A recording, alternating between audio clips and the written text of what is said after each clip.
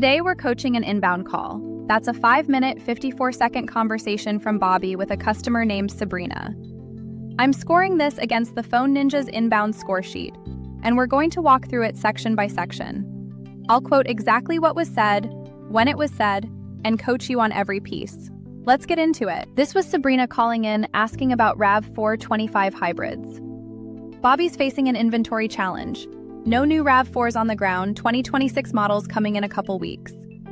He pivots to certified pre-owned options, which is smart. My first impression on tone and energy. Polite, helpful, but low intensity. This customer was ready to engage, and we left opportunity on the table. We're going to score this call across 7 sections of the inbound score sheet: greeting, qualifying generic, qualifying specific, obtaining contact info, selling the appointment, handling objections, and driving towards closure. Here's how you did. Let's start with the greeting section. First criterion: did you thank the customer for calling? At 00, you opened with, "This is Bobby, how may I help you?" That's a no. You went straight to identification without the thank you. Next criterion: did you use the dealership name? Also a no. The customer has no idea where she called. She could be talking to any dealership in San Antonio. Third, did you use your first name only? Yes, you said Bobby, which is perfect. Phone Ninjas teaches first name only to build rapport fast. Last criterion in this section: proper tone and voice inflections? I'm giving this a partial. You were polite, but listen to the energy level, it's flat. There's no enthusiasm. The customer can hear your posture through the phone, and right now, you sound like you're sitting back in your chair. Here's what that opening should sound like. Thanks for calling. Dealership name: this is Bobby, how can I help you today? Feel the difference? That's warmer, more welcoming, and it tells the customer exactly who you are and where she called. Practice that opening. Say it out loud right now. Get the energy up. Moving into qualifying generic. This section is about capturing basic customer information and understanding their situation. First, did you obtain the customer's name? Yes, but let's talk about when. At 03, Sabrina introduces herself. Hey Bobby, this is Sabrina. Perfect. She gave you her name immediately. But you didn't acknowledge it or use it again until the very end of the call, when you asked for spelling at 5:24. That's almost 6 minutes later. When a customer gives you their name, use it. Great, Sabrina, let me check on that for you. It personalizes the conversation and builds connection.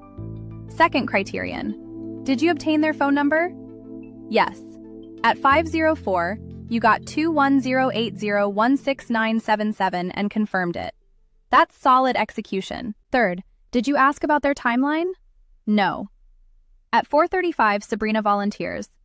I'm going to be in San Antonio, but not until this evening. That's a buying signal. She's telling you when she's available. But you never asked the bigger question. When are you looking to make a decision on a vehicle? That's critical information. If she needs a car this week versus 2 months from now, your approach changes.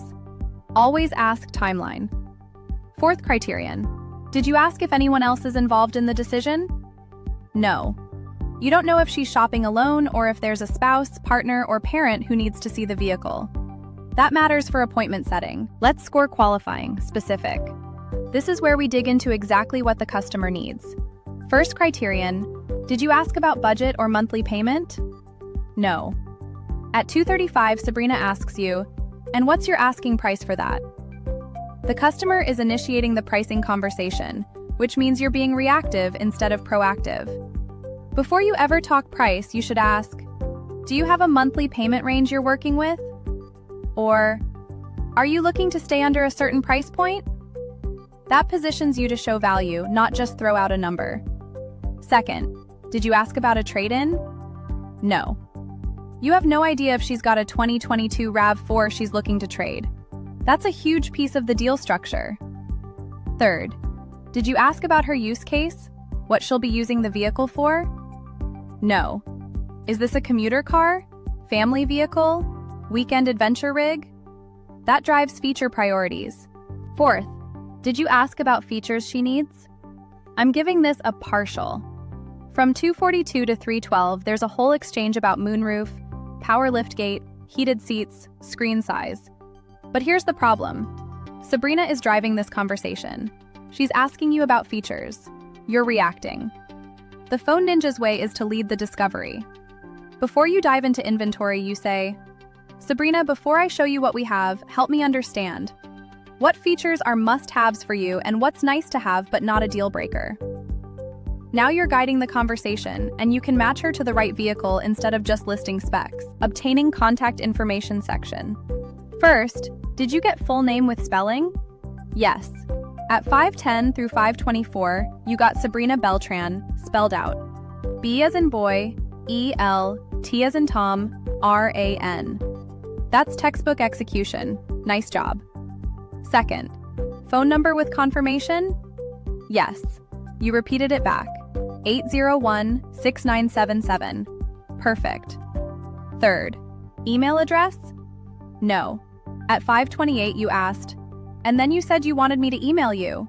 What's going to be your email? Sabrina pushes back at 5:35. Oh, you can send this to me through text. It's just a link from the website, no? And at 5:40 you say, yeah, I can do that. You accepted that objection too easily. Here's the alternative. Absolutely, I'll text you the link right now. Also, what's the best email so I can send you the full vehicle history report and the Carfax? You're giving her a reason that benefits her. That gets you the email, and now you've got 2 ways to follow up instead of 1. Now the big one, selling the appointment. This is where this call needed the most work. First criterion, did you attempt to set an appointment? I'm scoring this week. You didn't make a direct ask. Second, did you offer a specific date and time? No. Third, did you create urgency or value for coming in?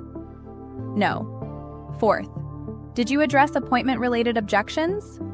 There weren't any because you never asked for the appointment. Let me show you what happened. At 4:35, Sabrina says, and I quote, I'm going to be in San Antonio, but not until this evening, and I haven't seen it in person. But if it's lining up and it's more of what I'm looking for, then I can make time to go see it. Bobby, stop, rewind. Listen to what she just said. I can make time to go see it. That is a green light.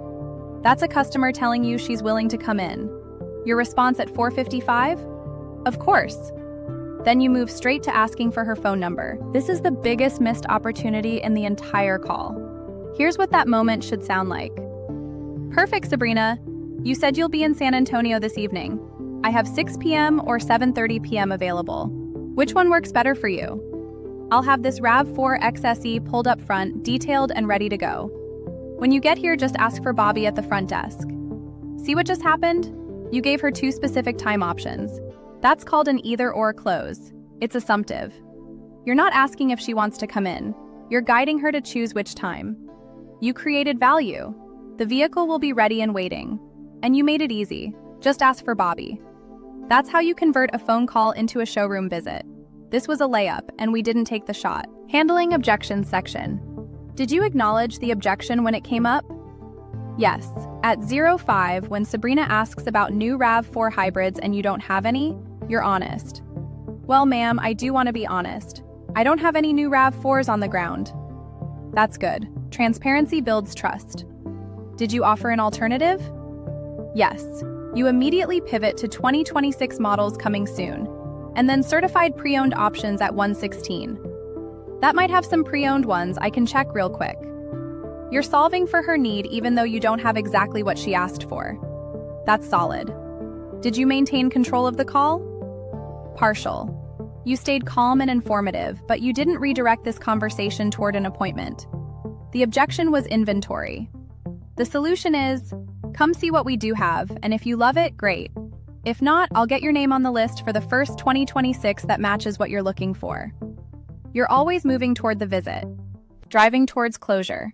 Did you recap next steps? Week. At 5:45 you say, sounds good. I'll go ahead and get that for you shortly. That's vague. Get what for her? The text? When?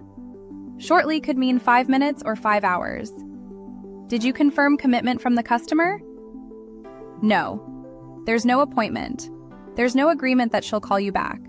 There's no follow-up plan. Did you close professionally? Yes, you were polite. You said thank you, she said thank you, everyone's friendly. But polite doesn't convert leads. At 5:45, here's what should happen.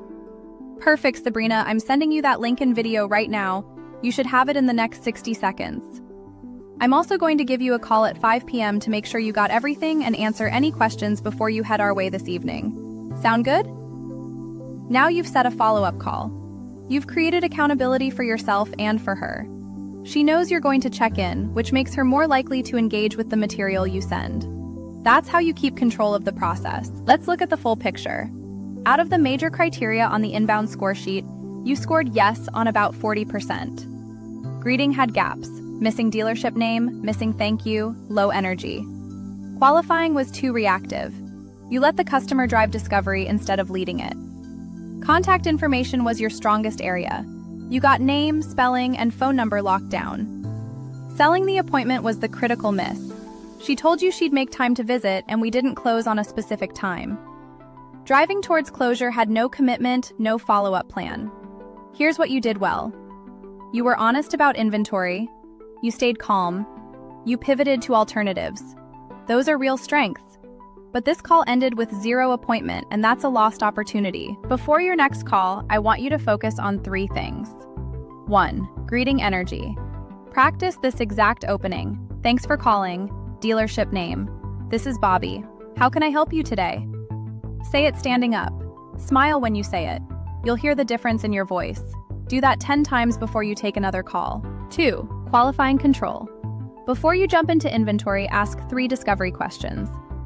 What are you primarily using the vehicle for? When are you looking to make a decision? Do you have a trade-in? Those 3 questions give you everything you need to position the right vehicle and create urgency. Practice asking them in order until it feels natural. 3. Appointment setting. This is your #1 priority. When a customer gives you a buying signal, like Sabrina saying, "I can make time to come see it," you close immediately. Practice this line. Perfect, I have 6 p.m. or 7:30 p.m. available. Which works better for you? Either or format. Assumptive language, specific times. Say that line out loud 50 times. Make it muscle memory. Because the next time a customer says they can make time, you're not going to let that opportunity walk. Bottom line, your product knowledge is solid. Your tone is friendly. But friendly doesn't set appointments. Assertive, assumptive language sets appointments. You had a customer who was ready to visit and we missed it. Tighten up that greeting, lead the discovery, and close on the appointment when the opportunity presents itself. Do those 3 things and your conversion rate is going to jump. Keep grinding, Bobby. I'll see you on the next one.